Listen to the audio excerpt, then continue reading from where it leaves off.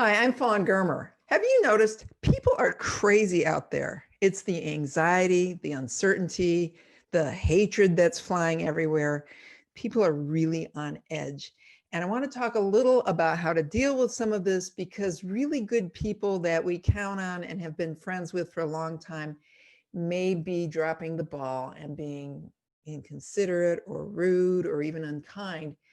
And there's a tendency to want an apology when your friends do you wrong, but this may not always be the time to get it. So I'm going to talk about how we can have a little more peace and tranquility by being more forgiving and quicker to apologize with the people around us. So why do we need to do this?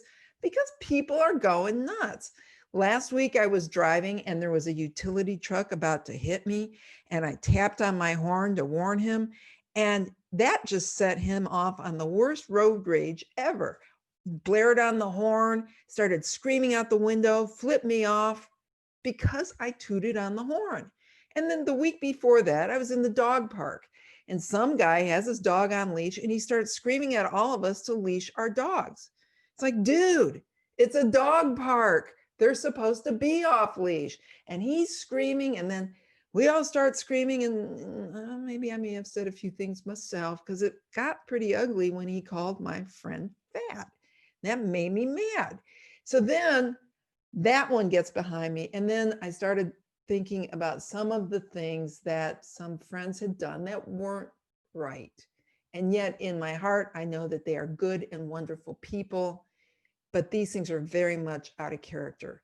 And so what do we do when people we care about let us down?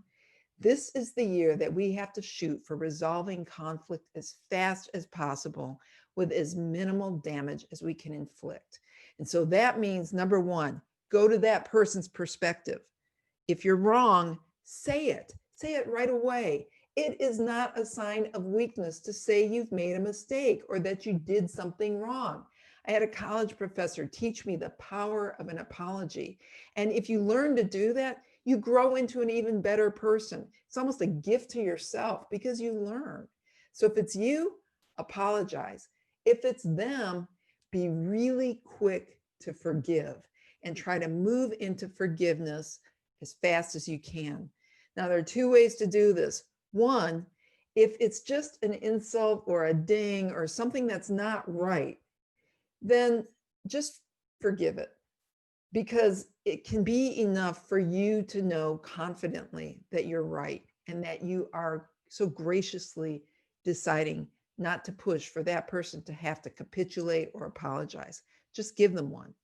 End result thinking is always so powerful. If you say, I want peace and tranquility, or the end result I want is just to have this friend. So you make up your mind to say, it's enough for me to know I'm right.